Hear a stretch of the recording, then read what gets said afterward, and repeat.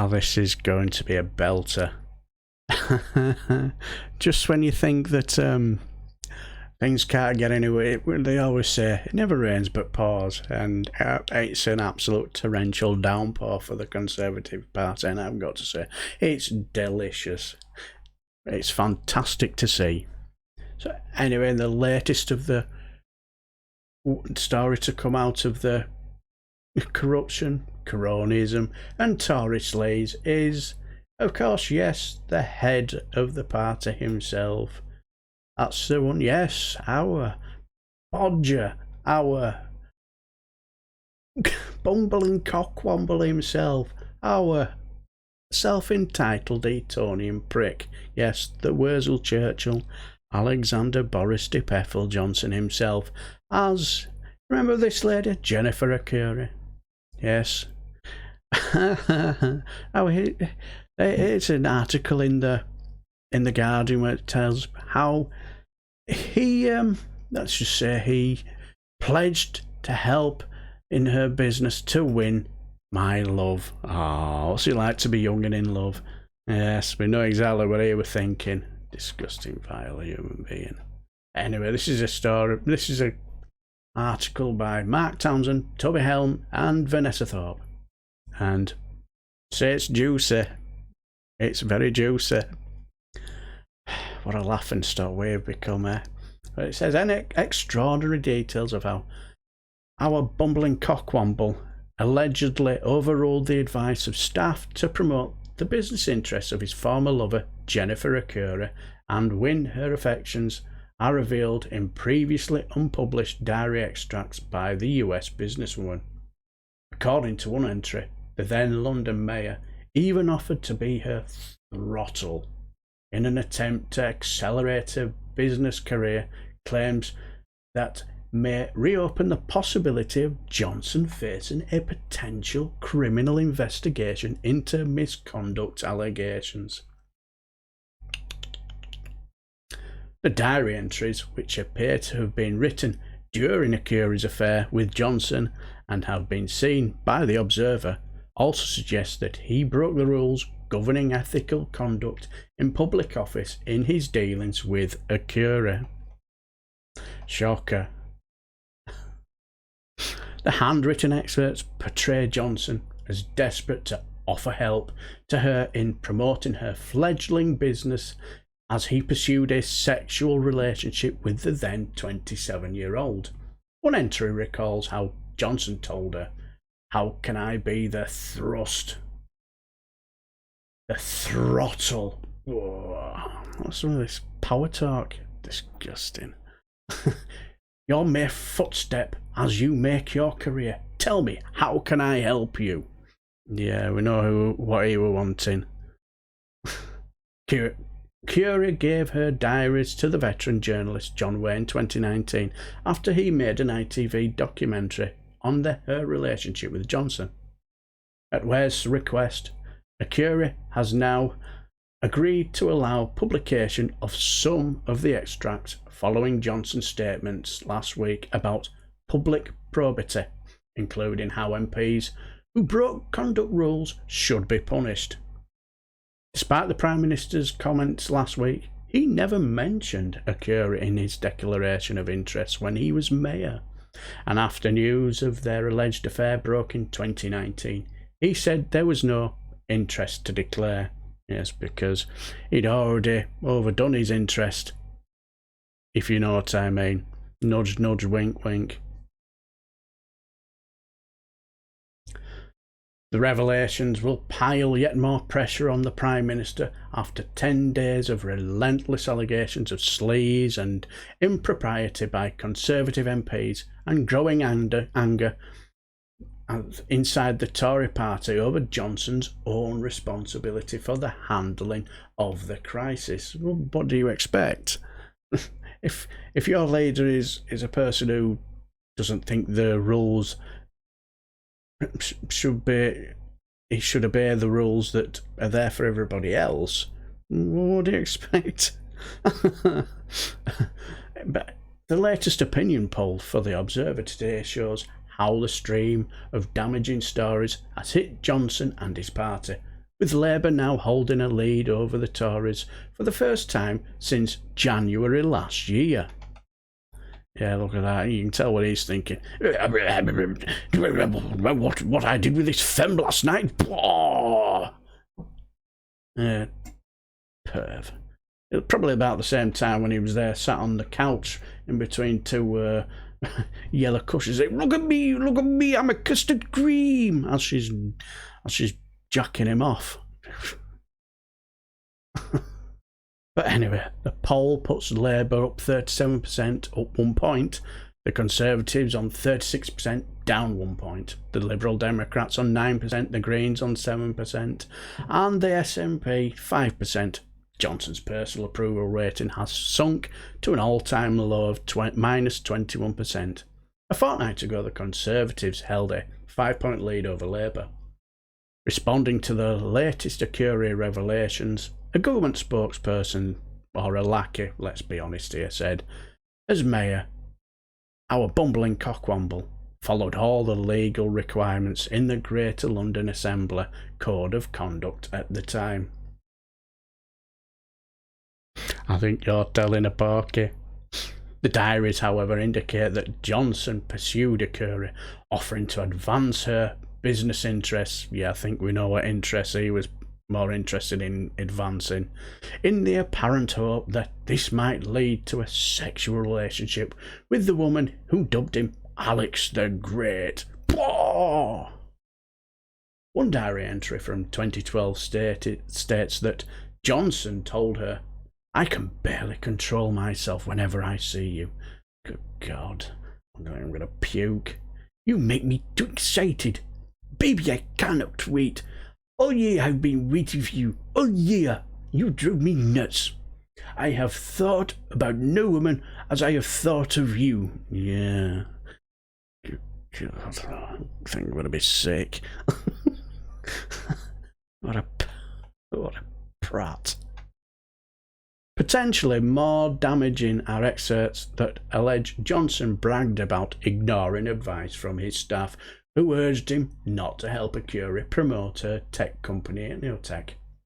After Johnson had agreed to Acuri's request to be the keynote speaker at the launch of Inotech, Acuri states in a diary entry for the 27th of February 2013 that Johnson boasted to her how he'd rejected the advance of his staff not to attend.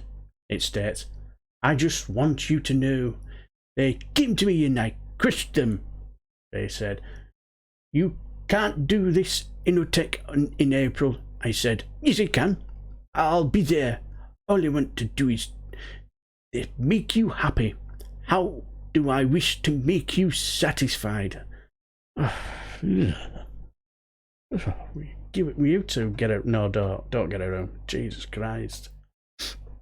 Another diary entry, this time from November 2012, alleges that our bumbling cockwomble told Acuri, "You are going to get me into so much trouble." Yeah, you're not wrong there. She also claimed that her lover admitted he was aware of a conflict of interest when she asked him to validate her tech work publicly. Members of Greater London Authority Oversight Committee, which is currently investigating allegations of conflict of interest during Johnson's time as London Mayor, called the revelations significant. Committee Chair Caroline Pigeon, I think that's how you pronounce it, speaking in her capacity as an Assembly member, said Acuri's diary notes were of serious concern. Yeah, I'm not surprised. Jesus Christ, I'm feeling sick reading them. She said, "This new material from Jennifer Acuri is significant, and the IOPC, the Independent Office of Police Conduct, may wish to consider whether they need to reopen their investigations." Last year, the IOPC said it would not be launching a criminal inquiry into whether Johnson abused his position as mayor to benefit and reward. Yeah, I know what reward he was after. Acuri received £126,000 of public money in the form of grants for her technology, business and event sponsorship. In addition, she was given access to foreign trade missions led by our bumbling cockwomble. Acuri insists that none of them were granted personally by Johnson, and to date there remains no evidence that they were. IOPC investigators never had access to Acuri's handwritten diary entries in which she made verbatim notes of the highlights of his telephone calls and their conversations.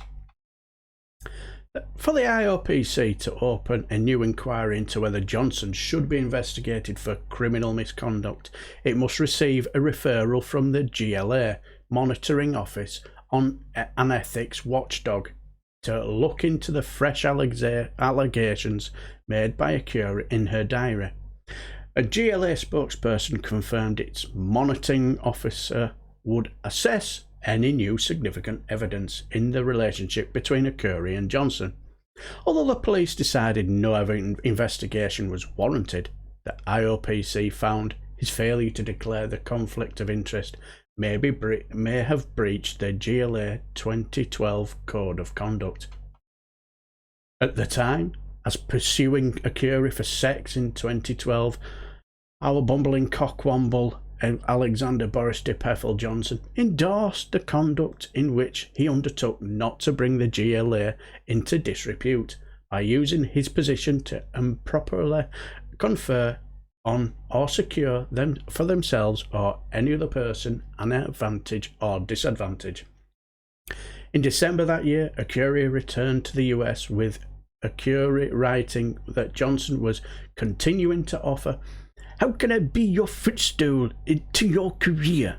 Yes, I think we know what footstool he was wanting to use. She added, "How he was always trying to think of ways to please me." No, I think he was more interested in wanting to please himself. Acuri said Johnson never explained that their relationship posed a head-on conflict with the Nolan Principle, ethical standards expected of public office holders and which promote selflessness, integrity, objectivity and honesty in public life. She says that she'd never heard of Nolan until after the news broke about their relationship in the autumn of 2019. I had visions there. Oh dear. My how can I put it? My juvenile sense of humour had visions of her said, "Nolan, they're the ones I'm in the mood for dancing." Oh dear. But you've just got to laugh. These, oh dear. He'll probably get off it, because he's the sort of guy, just dives into a massive vat full of shit and comes out smelling of roses. So you just get the feeling he'll get away with it. But